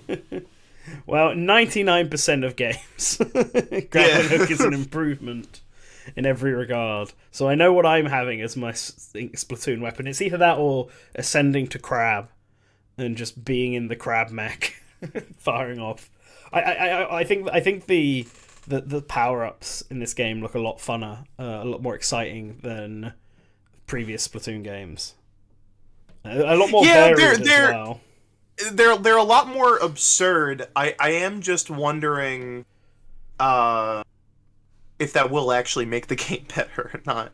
Because Splatoon 2 also like ramps up the ante with items, but I would say it does it in a way that just feels more like a big old fucking clusterfuck than than it actually does like better the gameplay. I still love Splatoon 2 though, but like yeah, I don't like we need a test fire. I'm very curious. I'm surprised they haven't done one yet, but yeah, I guess that is a sort of a worry, isn't it? I mean, assuming this game was actually delayed, I know it is still technically summer, September, early September, and they never gave a specific one, but that is definitely what it feels like. Xenoblade being pulled forward definitely gives the implication that it's being pulled forward for a reason. yeah. And Splatoon coming out in summer when they previously had only in September when they previously only said summer vaguely. It gives that. It makes me wonder what behind the scenes is taking so long. Because so far, I guess a lot of the trailers haven't shown off anything completely brand new. I mean, there's other than new weapons and stuff. Phantom saying in the chat that him and his friends were analysing, and there are like a lot of elements that change, that feel changed in the game. So Splatoon 3 players will have to approach it differently, which is like, cool, yeah, I'm sure that is the case for hardcore Splatoon fans. But there's no like new mode or anything like that. The story mode doesn't feel or look that differently. I feel like they should have shown something that's different. Extremely different or just extremely new. To get people hyped about it. Maybe they'll save it for the quote-unquote E3. Yeah, I have a feeling we'll see a lot of this game in June. Yeah. Yeah, Fandom says June or July will probably be the Splat test fire. And I think that's probably the case. Maybe not June, but maybe July. Just because June they've already got like Mario Strikers coming out, and they'll probably want people to focus playing that. But yeah, we'll just have to see. I've been excited for Splatoon 3 since they showed it off. Like, I like Splatoon, and I'm sure this one will be great. We'll just have to see. I just need to see a few things that are new, because I'm not massively into the competitive Splatoon side. Me and some friends will play it for a month or so, and then we'll move on to whatever the next game is. Go back to Yu-Gi-Oh! If you think Yu-Gi-Oh! Is stopping for Splatoon, I doubt that. Damn. So anyway, that is Splatoon 3 as well. Another game that I didn't include on the thing, but we could talk about as well, because it's new stuff for that came out, and I think there's stuff to talk about on that, is Sonic Origins. Oh, Sonic Origins. I do. I'm very Oh. much looking forward to buying Sonic 1 for the 10th time. Might just do that again. Hey, the sad part is I'm gonna end up complaining a lot about some stuff on it, but I'm 100% gonna buy it. So whatever. I'm a Mark. I'm a Rube. What do you want? I do think it's a nice package. I feel like I've done a lot of reviews for collections on Source Gaming, and I feel like when you're looking at a collection, there are three things you look at, right? Mm-hmm. Number one, if it is the emulation quality of the games, right? If it's not an emulator, then the recreation. Like, how does the game run compared to the original version of the game? Yeah, these are. Yes, I believe understand. The ports The- for mobile. Yeah, the Taxman ports, I think they're called. Even Right, though right. Technically, So that's- the third one's not that, but yeah. That's what everyone's So calling that's- it. They're the That's Christian Whitehead ports, but they didn't ask him to help. Yeah. So Yeah. that's number one. The first thing you look at is how do the games run, right? Number two is you look at the overall presentation and extras. So what did they add? How does it look? How's the UI? How are the menus? Are there quality of life features? Is there save states, rewind buttons, art galleries? Little things like that. Did they add any little fun things to the games? In which case they did for this one. I think it's really neat that you can play as Tails and Knuckles in all of the games. That's nice. Apparently, Except you CD. can't play as Knuckles in CD. You can play as Tails can't in play as CD, Knuckles in but CD. not Knuckles for some reason. You can't play as Knuckles in CD? That's weird, because I knew you could No. play as Tails, so I assumed you could play as Yeah, Knuckles. Huh. I don't know. I don't know why. I don't know. Nah, they were like, that'd be too much work. Knuckles wasn't around in Sonic CD. Silly. Can't do wasn't? that. It wouldn't make any sense according to the timeline, so we couldn't do it. Yeah. Yeah, pay no mind to him in Sonic 1. Yeah. Well, no, the He's on his own official adventure. the official explanation is that like if they wanted to put Knuckles in Sonic CD, they would have had to basically make a bunch of new sprites. Because there's a bunch of stuff that Sonic does in Sonic CD that it doesn't do in any other game. But That they makes did it for sense. But what about Tails? Did he just have those? Tails sprites was already? playable in Sonic CD. Wait, was he? I believe so. I didn't think In he the was. new version, it- yes. Yeah. Oh, what, in the mobile version? Yeah, it was already done. Oh. Yeah. Oh, I didn't know that. Yeah. Well, that. Oh, that I guess that they makes sense. just didn't. I mean, like, don't get me wrong. It's one of the explanations they could have given, but it's yeah. I don't know. I guess I don't blame them.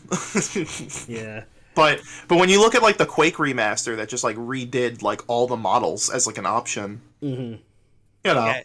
So This so kind of hurts going my back- wish that they would make Metal Sonic and Amy secretly unlockable in these games. I guess that's Yeah. that's so not a going thing. back, the three things you decide. I look at when I'm rating a collection are how well do the games run, how is the overall presentation and extras, and number three, are the games good and still playable today? And I feel like those are all still good games. Like I like the original 4, I guess 5 Sonic games if you include Sonic and Knuckles as its own game. Well, yeah, they're including in this this thing. one's- They're including Sonic 3 and Knuckles as just one game. One, Yeah, just but Sonic 3 Knuckles. Yeah, but I still kind of personally see them as 2 games, even though they're presented as one here, and even though they were originally meant to be It's one. supposed to be one game. One game. I mean, I think for me, I don't know if I've actually played Sonic 3 and Knuckles as one game. Like, I own both of them as cartridges on the Mega Drive, and I've had both of them in collections.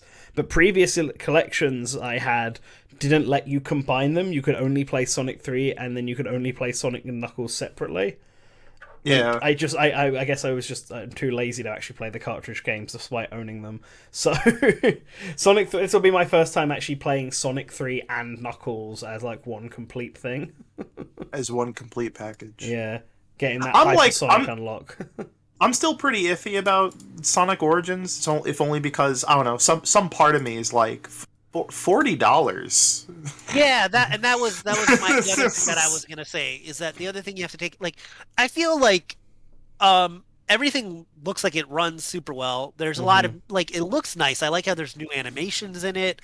I like that there's the option to play as Knuckles in games where you couldn't play as Knuckles, and stuff like that. I think that's all super cool. I think the actual UI from what I've seen looks good, but like it's 4 games, man. It's $10 per Sonic game. Yeah. Each of these Sonic games has a mirror mode and missions and stuff, so I guess there's different ways to play it, and there's like I guess motivation to go back and try and do the challenges and stuff, which is pretty neat. They could have thrown the Game Gear games on those, and those like they could have thrown Mean Bean Machine or Sonic Spinball, just like a little bit of stuff on there. I was gonna say the thing that irks me about this collection, I think more than anything else, are the games included, because it's not like, with the exception of Sonic 3, it's not like Sega doesn't release new iterations of these games every other fucking year. Yeah. Like I'm gonna say it's not like I just played Sonic 2 on the Mega Drive collection, not on the Mega Drive NSO or anything. There are 4 ways to play Sonic 2 on the Nintendo Switch. There are 4 official ways of doing it. There's the Genesis collection, there's Ages, there's NSO, and now there's this, and it's like, look, it's cool to finally have the mobile versions on console, but like, let's be real, this is way too fucking late. Like, way too late to port these things to consoles, and it's also like these are like $5 fucking Genesis games, and it's like no, you gotta give us the full price. Yeah, like how difficult would it have give us been $40 to throw in the Master System / Game Gear titles? Because Yeah. those games Even if- emulate fine. You don't need to create a new anything for those. Yeah, I don't like. How is this worse than the fucking like the? I mean, I don't want to say worse, because I know people are gonna be like, well, it's not worse. It's the mobile versions. But like, I don't know. I guess I just like how some people have that gene that allows them to like, that thinks they think cilantro tastes like soap. I can play Sonic in 4x3. It's never really been an issue. I know how to press down on the D-pad. Crazy. I literally But- beat Sonic 1 on that Genesis collection with the terrible input lag. So whatever. Yeah, there's like, It's still playable. yeah, I don't know. I don't want to seem like it really sucks, because it doesn't really seem like a situation where I and want to be ungrateful, yeah. but I'm just so fucking sick and tired of like these collections Here's like, the thing. shorthanding people. Do you know what else is $40? The Teenage Mutant Ninja Turtles Cowabunga collection, and that is a fantastic collection. Yeah, there's like like 15 games in that. Yeah, it had games that haven't been available in any other way up until now. Like so many great games, and it has online for tournament fighters even. Yeah. Like that's awesome. Like the two and it has the arcade games, and it has like the SNES version of Turtles in Time. It's like, look, that's a great collection, and I feel like we're more used to that, even when Konami did like their 2 versions of the they'll do like their Castlevania collection. That's still like a cheaper collection with more games. Like I feel like we're getting a Sonic tax. Yeah. It feels like we're paying $40 to get a bunch of mobile ports way too late. And then, because they could have ported these at any time. There's like no reason. People have been able to get the mobile ports running on fucking like any device ever. So I don't. It shouldn't have taken them this fucking long. And then then there's Sonic 3. That's really it. You're just paying for Sonic 3. They finally did it. They finally did Sonic 3 because they got rid of the Michael Jackson music. Maybe. Yeah. We'll have to see. That's the current rumor, but I guess it's not been confirmed or anything. But they're going to use the beta music in that Michael Jackson wasn't involved in for Sonic Origins.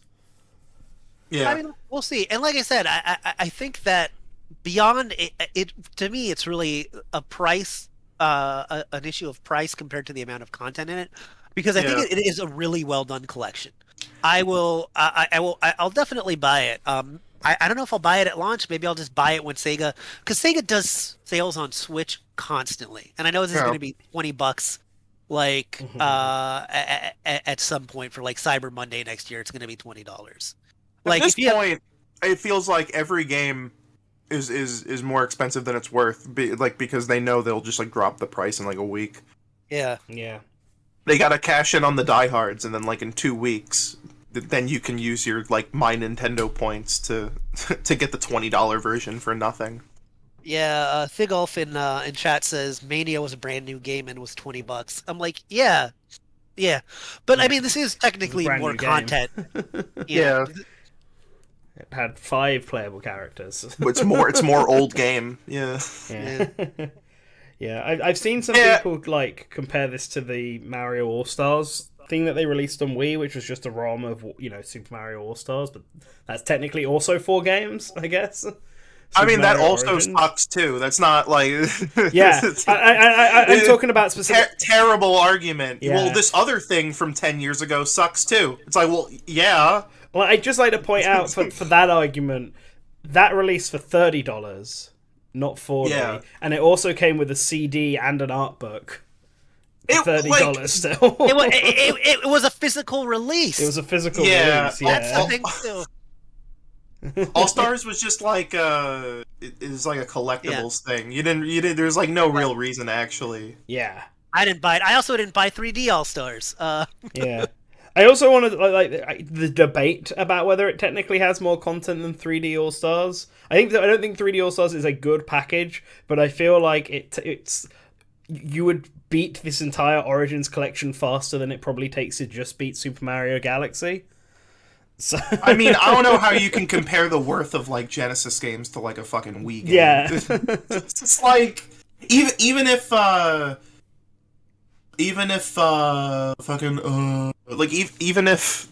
like all these like mobile games are like they're like new iterations. It's still like they're Genesis games.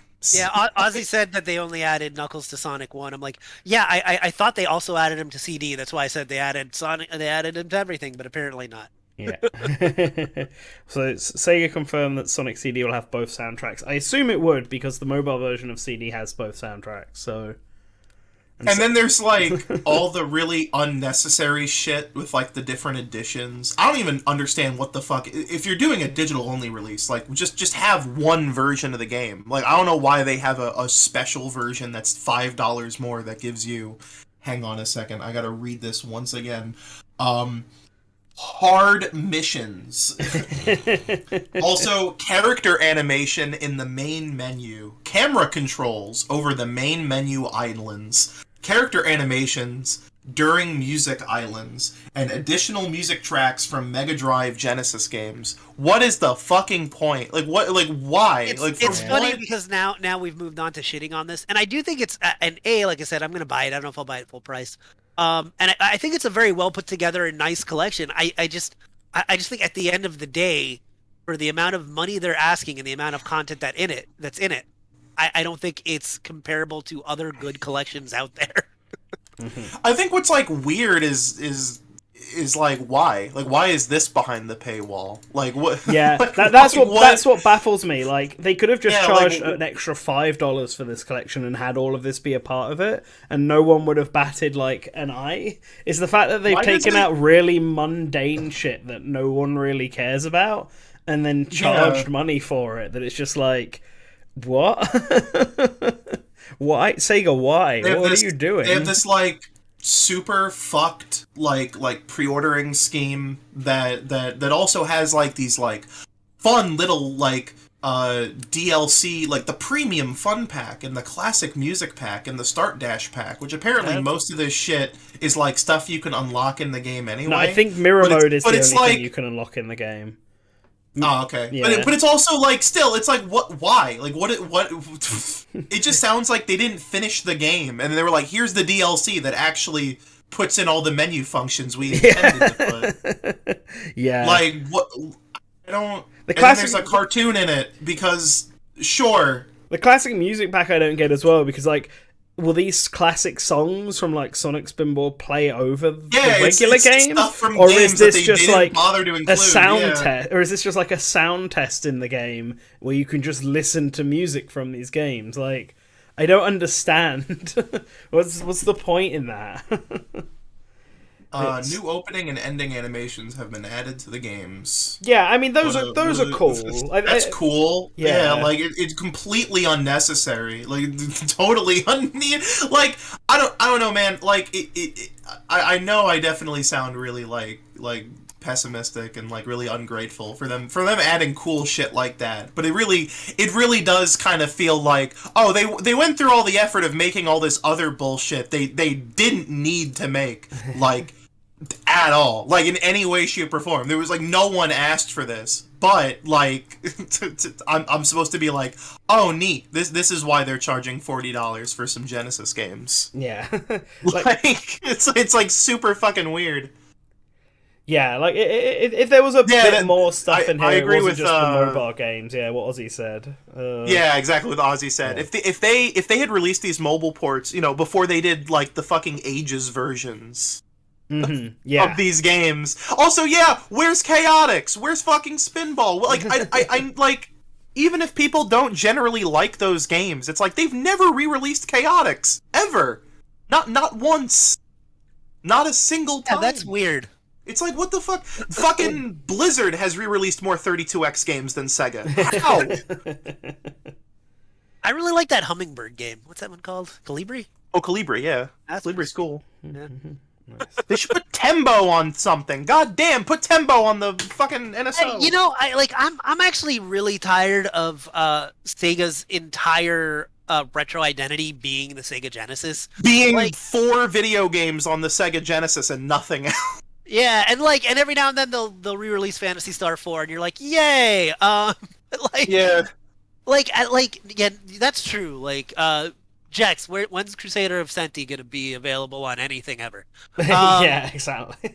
That's a good game. We did a podcast on it that may come out one day. Yes, I'm freed up now. My work is done, so I can actually work on it. Hooray. Oh, nice. I'm actually gonna play Ape Escape, but that's really has nothing to do with what we're talking about. These are notes to each other. Yes, exactly. But like, I would be so down for a Master System collection. Yeah. Or like more Saturn stuff that isn't just like remakes that they make recently, like an actual collection of Saturn games or Master System games. Like, why don't they do that?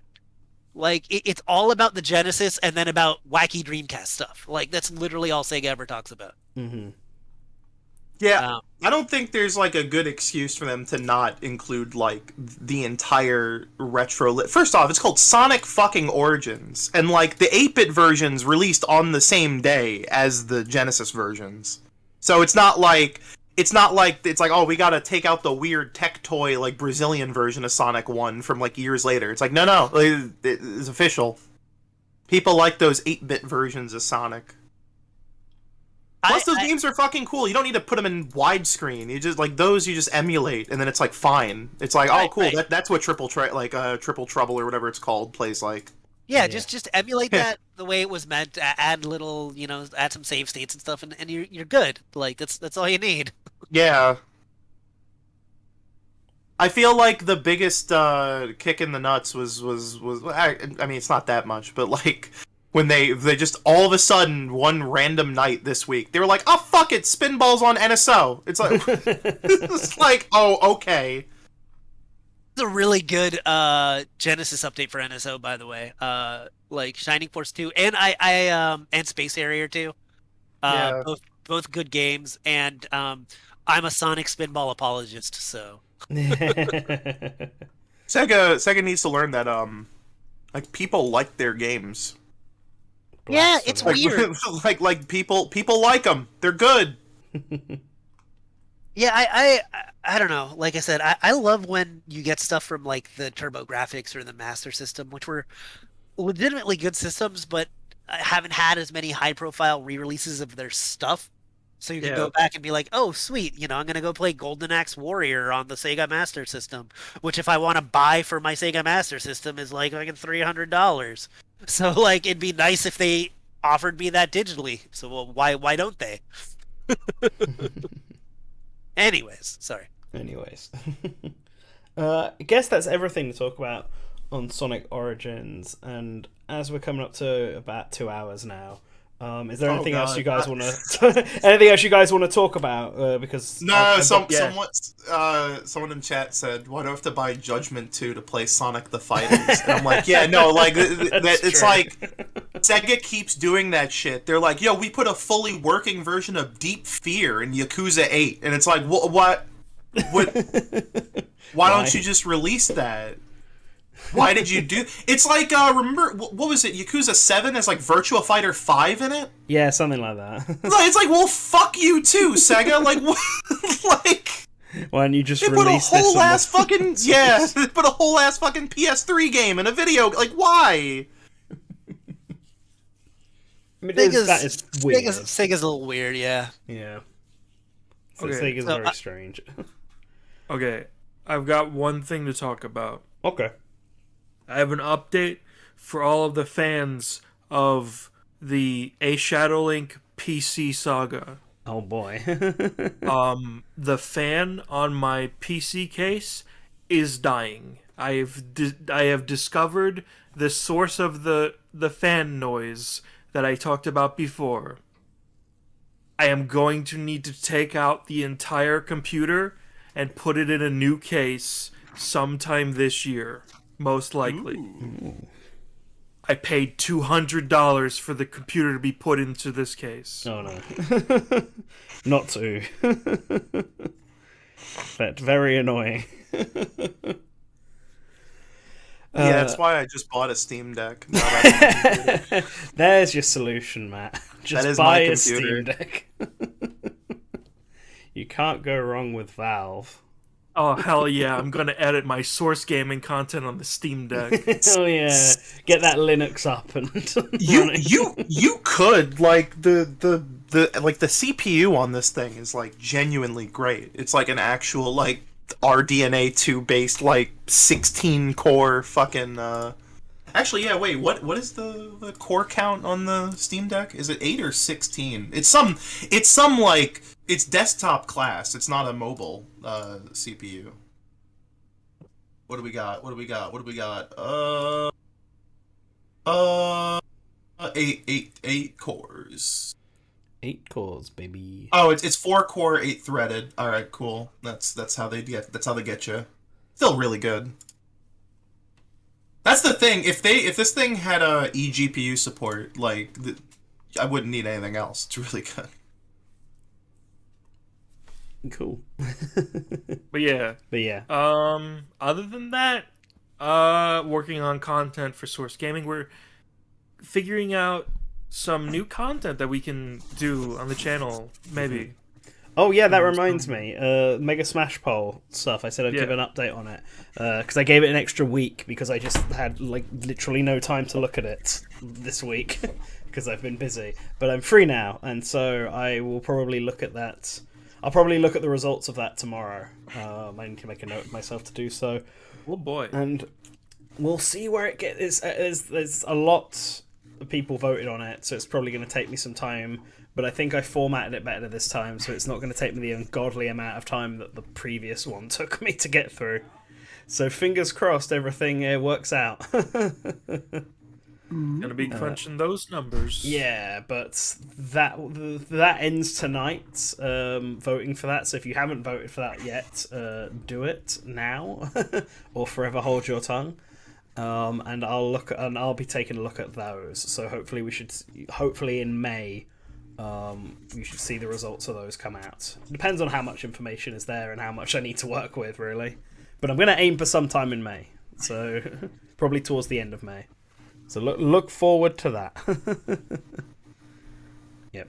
Also, yeah, Strangers of Paradise review is done, as Phantom says. That'll be the next review, I think, coming up, unless Zombie Army 4 is first.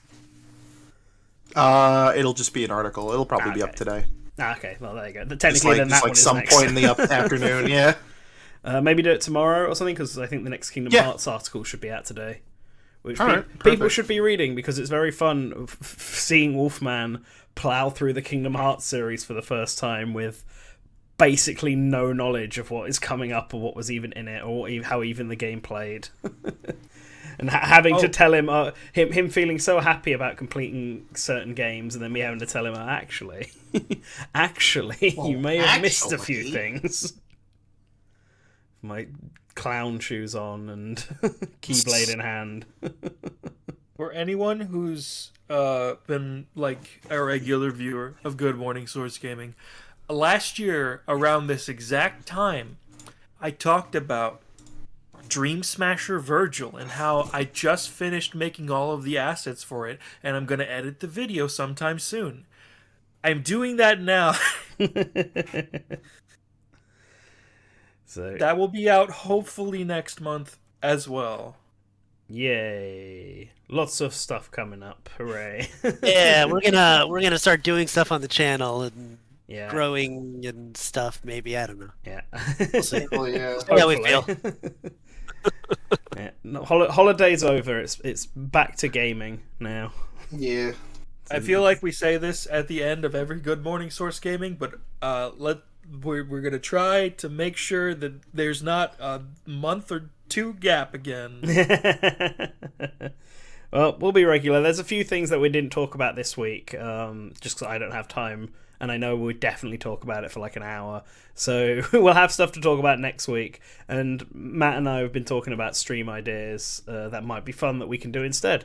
So listen out for them, because I'm sure there'll be some there, especially for those who like Smash. That'll be quite enjoyable. And especially if you like speculating on Smash. Don't worry, Nintendo's going to announce a new Smash game in 2 years, and then we'll get a couple thousand more subscribers, and then it'll just keep happening until the end of time. Hooray! It'll go up and go down. All right. Well, anyway, I'm going to start closing off here. So, thanks everyone who listened to this live. Thanks everyone who will be listening to this not live. I guess it's not. It's the smart man way of saying that. And thank you guys, Matt, Colin, Spazzy, for joining me this week on the podcast. So, I hope everyone has a great week. Last week of April. I hope everyone looks forward to Switch Sports coming out on Friday.